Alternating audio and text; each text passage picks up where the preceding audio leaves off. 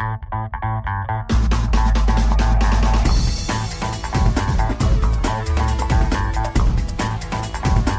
back to the Urban Review, where you can find a recap of the week's local headlines. We sling you back to Santa Barbara last Sunday, where officers say a misunderstanding led to a chase on Highway 101. It began just before 10 Sunday night. Sheriff's deputies attempted to pull the car over at Santa Monica Road in Carpinteria, but the driver took off. The chase ended near the Carrillo Boulevard exit in Santa Barbara, and officers forced the drivers and two passengers out of the car at gunpoint. According to CHP, it turned out the men in the car were from another country and were unfamiliar with American traffic laws. Officers let them go. On Monday, Santa Maria police are investigating a deadly hit-and-run crash that happened Saturday night on Black and Mahoney Roads near Tanglewood. Police found the body of a 35-year-old woman on the side of the road they believe was hit by a car. She was later identified as 35-year-old Stacia Parlati. An autopsy revealed she was 21 weeks pregnant at the time. So far, no arrests have been made. In Goleta, the Ocean Meadows Golf Course is shut down for good. The Trust for Public Land just bought most of the 70-acre property for $7 million. The plan is to get the wetlands back to its natural state. In 1965, 500,000 cubic yards of dirt was put on top of the slough to create the course. But now that the course is shut down, some golfers are okay with the plan. It will take at least a year to get the permits for the restoration. The restoration itself could take up to 6 years to complete. When it's done, it'll be donated to UCSB and turned into trails for walkers and bikers. On Tuesday, the Santa Barbara County Sheriff's Department just received a $50,000 grant to combat the smuggling from Mexico. The money is from the California Emergency Management Agency and will be used in what's being called Operation Stone Garden. It will pay for some of the overtime needed to catch the smugglers who are operating up and down the coast. The Santa Barbara coastline has been a frequent destination for smugglers who are trying to sneak drugs and people into the United States. Only a small number have been caught at the scene over the last 2 years. Wednesday, Santa Barbara police released an update on the mysterious death of Christopher Marks, the man whose body was discovered below Shoreline Park in Santa Barbara last September. They have ruled his death a suicide. They say Marks used a .38 caliber handgun to shoot himself in the head. The gun has never been recovered.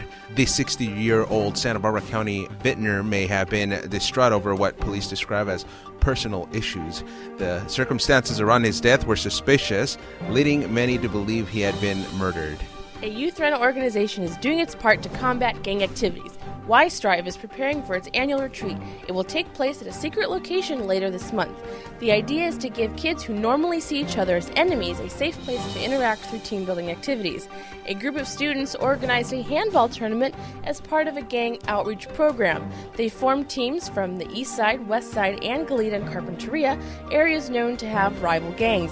The same group of students created Y-Strive. The program now focuses on education and job training. The Santa Barbara Police Department ranks are growing. 7 new officers were sworn in Wednesday and will soon be out on patrol. A ceremony was held in which the new members took the oath, and Police Chief Cam Sanchez pinned new badges on the officers' uniforms. The chief says that tight economy didn't allow the department to replace people who had retired or left the department before, but now he says things have turned around significantly. Also, 3 of the 7 new officers are women. Santa Barbara's on baby watch for giraffes, that is. There are 2 expectant giraffe mothers at the Santa Barbara Zoo. Both baby giraffes are expected around the same time. This won't be the first giraffe birth at the zoo. Last year, nobody realized Audrey was pregnant until she had Daniel. Zookeepers are busy. The barn is getting baby-proofed with padding and hay bales. And they're keeping a close eye on the animals with round-the-clock giraffe cams. The newborns will live here at least 2 years, but eventually they will have some new homes in other zoos. On Thursday, the legendary film critic Roger Ebert died at the age of 70. Ebert said in a tweet earlier in the week that he was battling a recurrence of cancer. He wrote on his blog Tuesday that he planned to slow down and cut back on the number of movie reviews he wrote. Ebert had already lost his voice and much of his jaw from thyroid and salivary gland cancer. Moving forward to Friday, the owner of a Goleta area convenience store is picking up what's left of his business after a fire caused extensive damage in the early morning hours. Santa Barbara County Fire arrived at the Stop and Shop on El Sueño in Calle Real and saw flames coming from the front of the structure.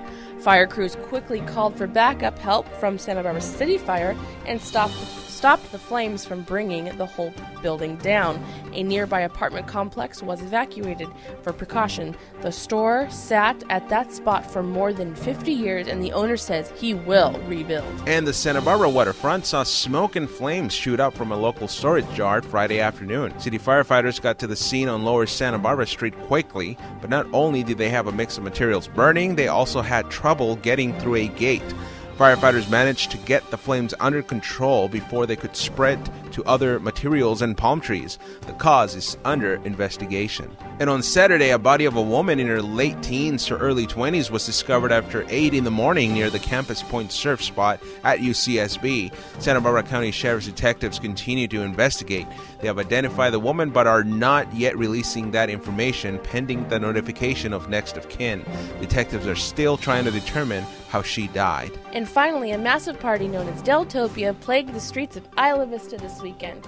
At least 50 emergency callouts by the Santa Barbara County Fire were made related to the event, from alcohol overdose to fighting fires to a balcony collapsing, injuring several people, and taking at least one to the hospital after too many partygoers tried to converge on the area. Local law enforcement said they beefed up patrols to keep the party under control due to crowds being much larger than last year. Officials closed off beach access and were doing what they can to keep everyone safe as the party continues onto Sunday. Well, today's discussion topic is the big party in Isla Vista. And I'm glad to have Claire back. Claire has been MIA. What have you been up to? Living the dream in SB? Yeah, pretty busy, huh? Going to all these events and busy with your runs? Yeah, I enjoy getting out and running in races for the community. Awesome. Well, glad to have you back. All right, so this big party in Isla Vista, have you been to it yet? I've never even heard of it until I came back to live in Santa Barbara. I missed all of my college years because I was down in Los Angeles, but I think it's pretty interesting that these students gather together. It's a great idea.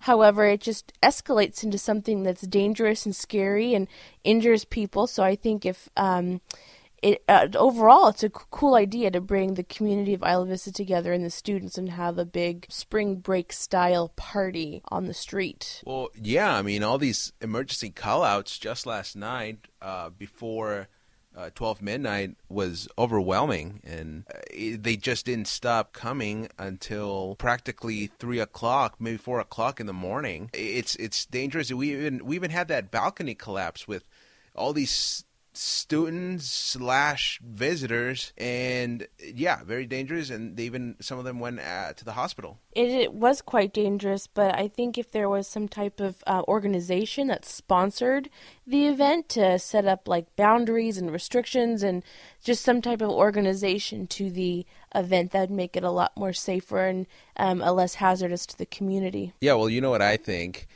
Instead of having officials and sheriff's deputies overseeing the event and patrolling the streets, why don't we just bring all these kids' parents? You know, the parents should be patrolling the streets. Let's see how much chaos happens then. Very interesting idea, but I don't think the parents would want to fly in from Montana to hang out with their students and 20 of their friends for a spring break style party. Would you want to hang out with your parents like at an event like this? Well, that brings me to the point that if you have the parents there, most likely all these chaos wouldn't happen. You know, everybody likes to behave in front of their parents, so yeah. All right, Claire, well, thanks for participating in this week's discussion point. For upcoming events, we have the Santa Ynez Valley Historical Museum and Carriage House proudly present its third biennial gathering, Spirit of the West. It's on Wednesday, April 10, 9 a.m. to 4 p.m. at the Santa Ynez Valley Museum and Carriage House. That's over on 3536 Segundo, Santa Ynez, California. The age limit is from 10 and above. The cost is $25 to $325. On Thursday, April 11th from 7 to 10 p.m., Script to Script presents the 20th anniversary of Sleepless in Seattle. It'll be a film screening of the movie, followed by a question and answer session with the film's screenwriter, Jeff Arch.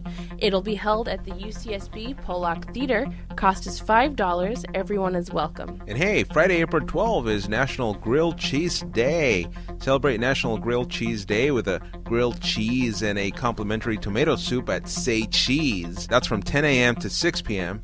at Say Cheese on Santa Barbara Street. On Friday, April 12th, you are free for the weekend. Teens from Goleta to Carpinteria pledge to be alcohol and drug-free and in return receive free and discounted food, merchandise, and admission to recreational events. And Leukemia and Lymphoma Society will hold free scavenger hunts for pediatric cancer patients and survivors on Saturday, April 13 from noon to 2 p.m. at the Santa Barbara Mission. The cost is free. Coming up this Sunday, April 14th from 8:30 a.m. to noon, the 3rd annual Sexual Assault Awareness Month 5K Fun Run and Walk will take place at the UCSB Student Resources Building.